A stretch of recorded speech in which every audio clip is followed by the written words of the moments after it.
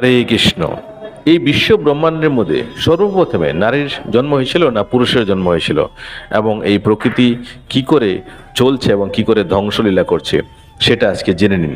ब्रह्मा जी ने पहले मौन के संकल्प से ही चराचर प्राणियों को सृष्टि की, किंतु जब इस प्रकार उनकी सारी प्रजा अधिक ना बढ़ सकी तब उन्होंने अपने ही सदृश अन्य मानुष पुत्र को उत्पन्न किया। उनके नाम है भृगु, पुलह, कुत्रु, अंगिरा, मरीचि, दक्ष, अत्रि और वशिष्ठ। पुराण में ये 9 ब्रह्मा निश्चित कहे गए हैं। इन भृगु आदि की भी पहले जिस सनंदन आदि पुत्र को ब्रह्मा जी ने जन्म दिया था, उनके मन में पुत्र उत्पन्न करने की इच्छा नहीं हुई, इसलिए वे सृष्टि रचना के कार्य में नहीं फंसे। इन सब को स्वभावतः विज्ञान की प्राप्ति हो गई थी।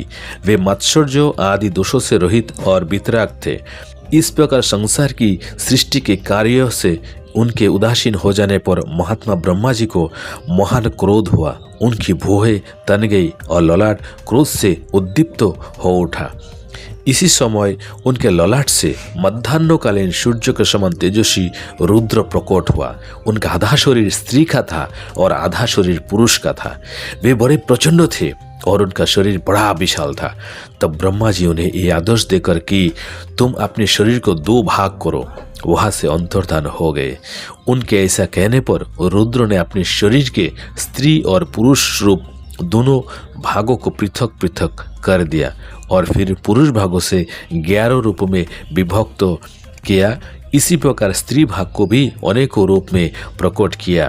तत्पश्चात ब्रह्मा जी ने अपने से उत्पन्न अपने ही स्वरूपभूत स्वयंभू मनु को प्रजा पालन के लिए प्रथम मनु बनाया। स्वयंभू मनु ने शत्रुपा नाम की स्त्री को, जो तपस्या के कारण पाप रहित थी, अपनी पत्नी के रूप में स्वीकार किया। देवी शत्रुपा ने स्वयंभू मनु से 2 पुत्र और 2 कन्या को जन्म दिया। पुत्र के नाम थे प्रियव्रत और उत्तानपाद तथा कन्याएं प्रसूति और आकुति के नाम से प्रसिद्ध हुई। मनु ने प्रसूति का विवाह दक्ष के साथ किया और आकुति का रुचि प्रजापति के साथ कर दिया। दक्ष ने प्रसूति के गर्भ से 24 कन्याएं उत्पन्न की। उनके नाम है श्रद्धा, लक्ष्मी, धृति, पुष्टि, दृष्टि, मेधा, क्रिया, बुद्धि, लज्जा, वपु, शांति, सिद्धि और 13वीं कीर्ति। इन दक्ष कन्याओं को भगवान धर्म ने अपनी पत्नियों के रूप में ग्रहण किया।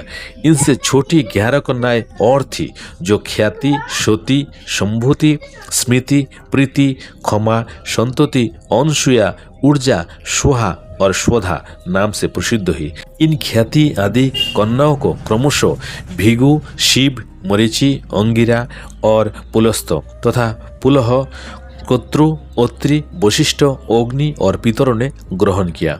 श्रद्धा ने काम को, लक्ष्मी ने दर्प को, धृति ने नियम को, दृष्टि ने संतुष्ट को और पुष्टि ने लोभ को जन्म दिया।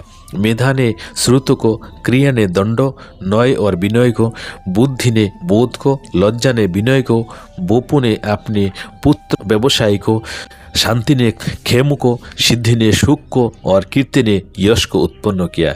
यही धर्म के पुत्र है। काम से उसकी पत्नी नंदी ने हर्ष नामक पुत्र को जन्म दिया। ये धर्म का पुत्र था। भृगु की पत्नी ख्याति ने लक्ष्मी को जन्म दिया, जो देवादिदेव भगवान नारायण की पत्नी है। भगवान रुद्र ने दक्षसुता सती को पत्नी रूप में ग्रहण किया, जिन्होंने अपने पिता पर खींचकर शरीर त्याग दिया। अधर्म की स्त्री का नाम हिंसा है। उसी से अनित्य नामक पुत्र और निकृति नाम वाले कन्या की उत्पत्ति हुई। फिर उन दोनों ने भय और नरक नामक पुत्र और माया तथा वेदना नाम की कन्याओं की उत्पन्न किया। माया भय की और वेदना नरक की पत्नी हुई। उनमें से माया ने समस्त प्राणियों का संहार करने वाले मृत्यु नामक पुत्र को जन्म दिया और वेदना से नरक के अंशों से दुखों की उत्पत्ति हुई। फिर मृत्यु से व्याधि, जरा, शोक, तृष्णा और क्रोध का जन्म हुआ। ये सभी अधर्म स्वरूप और दुखोत्तरो नाम से प्रसिद्ध है। इनके ना कोई स्त्री ना पुत्र है।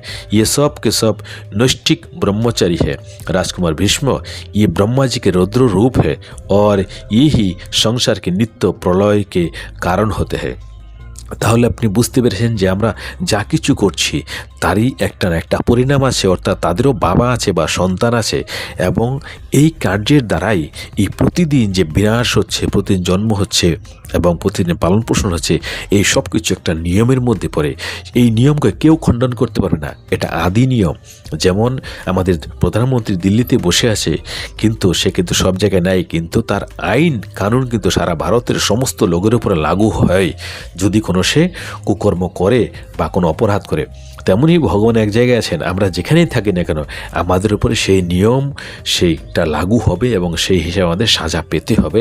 সেটা ভগবান কি করে পরিচালনা করছেন সেটা একমাত্র ভগবান জানে, এবং এটা হচ্ছে তার সেই নিয়মের একটা ধাপ বলতে পারেন, বা এটা একটা সিস্টেম বলতে পারেন। হরে কৃষ্ণ হরে কৃষ্ণ।